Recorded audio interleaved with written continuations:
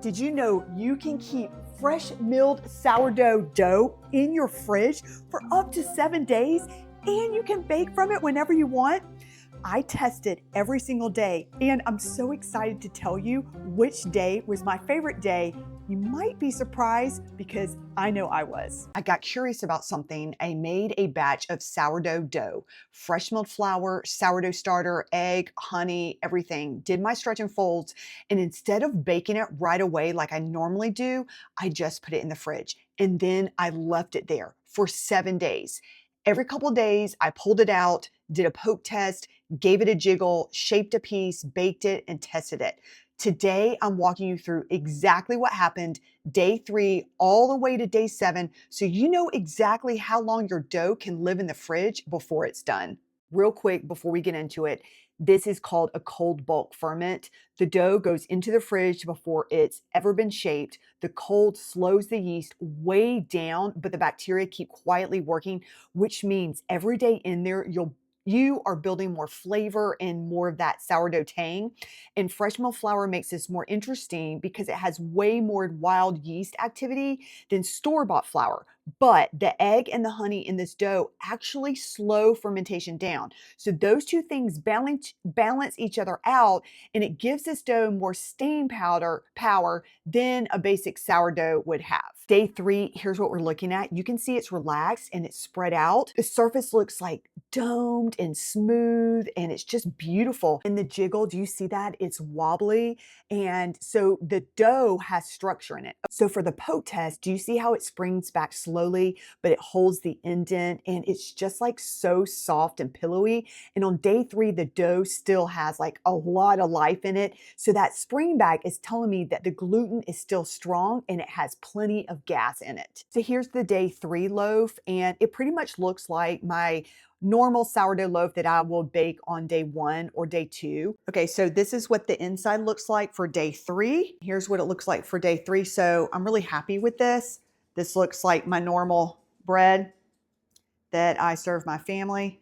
Now I want to see what the taste of the day 3. How sour is it? On a scale of 1 to 10, meaning 10 is the most sour and 1 is not, it's like has no flavor to it, I would give this a 4. So my children love like a very tiny mild flavor, and it has that tang in it, but not too much. So it's going to be really fun to see how day 4, day 5, day 6, and day 7. And I am so curious to see, are we even wanting to eat that bread on day 7? All right, I'll see you tomorrow. It's day 4. It's one more day in the fridge, and you can see that it's a little bit more relaxed than day 3. It spreads easier. The surface looks, bubbly. It's really soft. The smell is more pronounced today. That tang is building, and the spring back is better. The dough is still responding, I can tell, and it still has gas in it, and it feels a little softer under my hands than it was yesterday.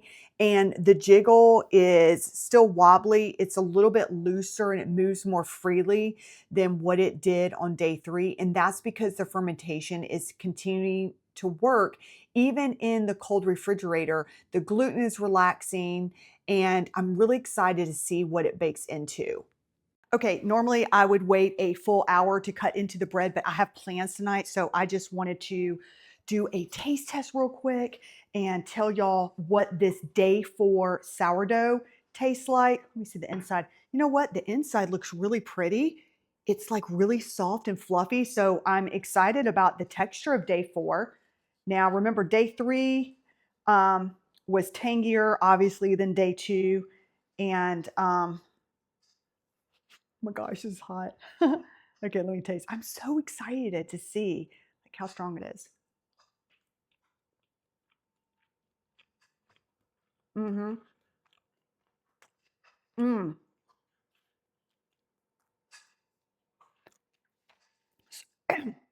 Oh, excuse me.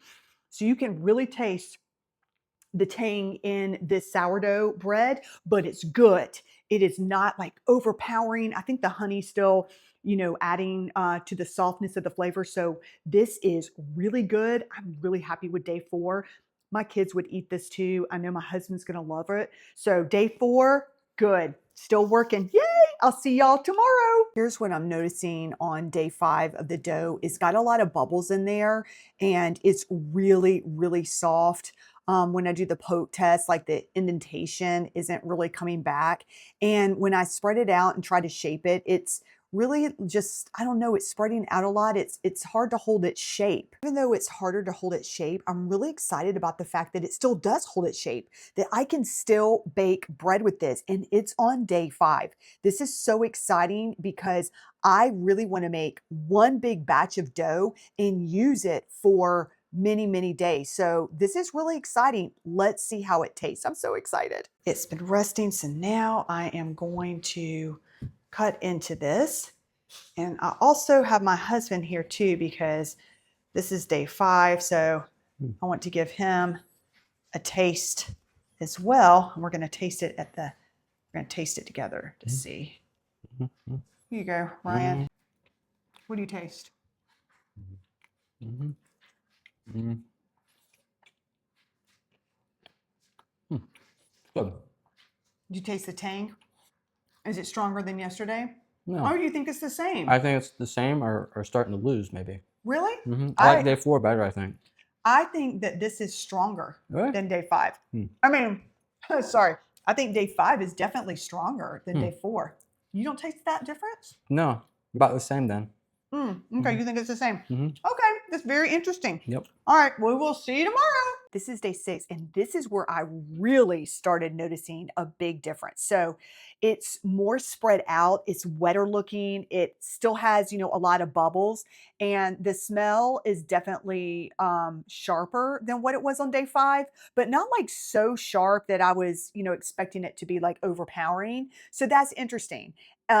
Just think the bacteria has now had 6 days to continue to ferment in the cold, and you can absolutely tell because with the poke test, the spring bag is like barely there, and you can tell that the gluten is getting tired because it is so just loose and sloshy. And I'm just stunned at the big difference from day 5. I mean, the dough can like really just not even stay together. So what I decided to do was I can't even shape it into a loaf because it's even tearing when I put it together. So what I'm going to do is I'm going to turn this into focaccia bread. And so we're going to bake this up, and I am so curious to see what this tastes like and how sour it is. Okay, I am so excited to taste the day 6 focaccia. And also, just don't you love the little holes on the back? It shows, I mean, like this has been fermenting for 6 days. So it smells really good. It smells tangy. And it's not crispy because I had to wait an hour for it to come about because I just had carpool and all that stuff. So if you take it right out of the oven, it's going to give you that crisp, but it's been sitting out for about an hour and a half probably. It's got a tang to it, a good tang. I would rate this probably like a 7 or an 8 because it is sour but delicious. And this literally tastes like immediately you can tell, okay, this is sourdough. I love it. So this is exciting to me that we are on day 6 and I can still use bread for my family. I have made it to day 7. It is really jiggly, really sloshy, and there's liquid in the bowl. There's also liquid in the bowl yesterday, but I wanted to point it out today. And so it's just interesting to see it just so wet and loose. The feel of the dough is really soft and it's really stretchy, but it's not going to hold its shape at all. So if you can see, there's like lots of bubbles in there. There's a huge gas bubble because it's been fermenting for 7 days, and it's like really sticky, and basically the shape is just a big blob of goo. So what I was thinking of is I'm not going to be able to, I don't want to do the focaccia. I already did the focaccia. So I've got a surprise that we're going to do. So what I'm doing is I am making this pan that's just going to be the dough. I'm doing that pan and then that pan because I'm going to make the pizza with the actual toppings so that my family can have the, pizza. But I want to do this pan just specifically for the dough so I can tell y'all how it actually tastes and the sourness of it.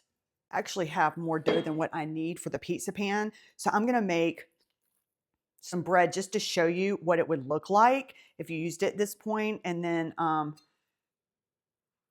it'll taste the same as a pizza dough, but you never know. I mean, yeah, it will. Anyways, look at this. I can't do any, I mean, we already did the stretch and folds at the very beginning, but I just wanted to show you, look how loose this is. So, I mean, I'm just doing an experiment. Listen, I'll still eat it, but I just want to see how it will turn up in a loaf pan.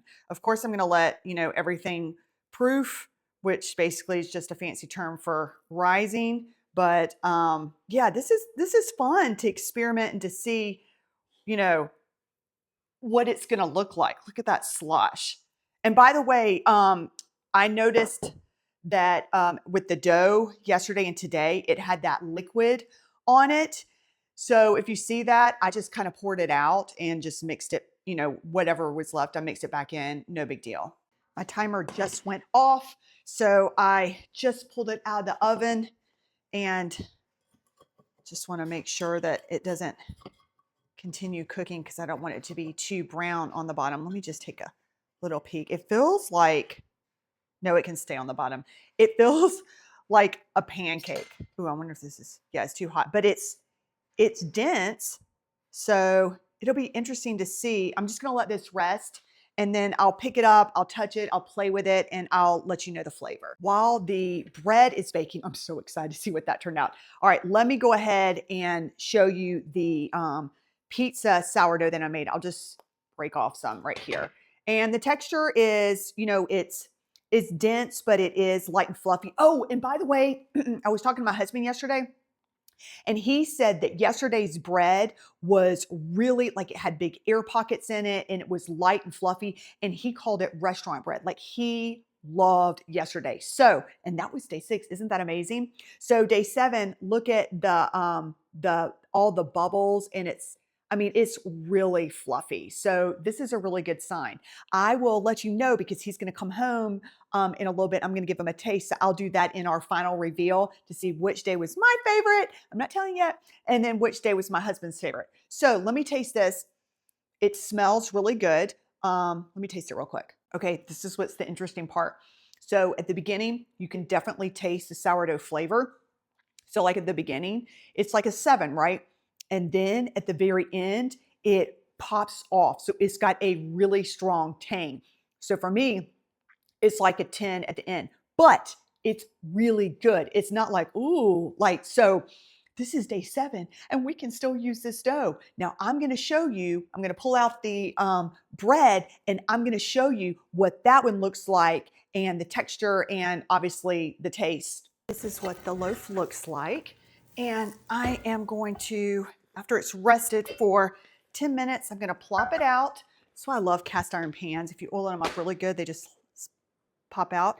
And look how little this is. That's hysterical. I've never had a loaf that little before. That's so cute. Okay, and so this is what it looks like. So I put butter on it. So what I'm going to do is I'm going to let it rest here for a full hour before I taste it. And then I'm going to show you the crumbs. Time for the reveal. Smells really good. This is what the bottom looks like. Top, I'm going to go ahead and slice into it. It's been almost a full hour, but I got to go pick up my kids. It's carpool day. Yay. But let me show you what the inside crumb looks like. I mean, it's little. I should, y'all know that. We saw it at the beginning. But look how fluffy that is. It's like really light. It's really fluffy. It's bendable. Like this is definitely, I mean, you can see the big air pockets in there. I just didn't have enough dough to make a full loaf of bread because I divided it throughout. But man, I could have. I mean, this is really cool. This is exciting. Yuck. Okay, let me taste it. The tang is very real, but it's good. I'm really excited because this is excellent bread. I mean, day 7, yes, it's really good, y'all. I'm so excited. So there it is, 7 days of cold bulk fermenting a fresh milled sourdough dough, from the poke test to the jiggle to the crumb to the taste. And for this dough, which again was made with fresh milled flour, eggs, salt, honey, sourdough starter, my favorite day was day 4. My husband's favorite day was day 6 and today. So what I love about this is knowing the freedom it gives. You can fresh mill your dough, do your stretch and folds, and then just like live your life. You can pull it from whenever your day allows. So you can bake bread, focaccia, pizza dough, rolls, whatever on your schedule, not the dough schedule. So if you want to see how I built this dough or how I'm milling my own flour, I'm so excited. Those videos are going to be coming up soon. Oh, and drop a comment about how long have you ever left your dough in the fridge. I want to know if anyone's pushed it past day 7. Okay, guys, I'll see you in the next one.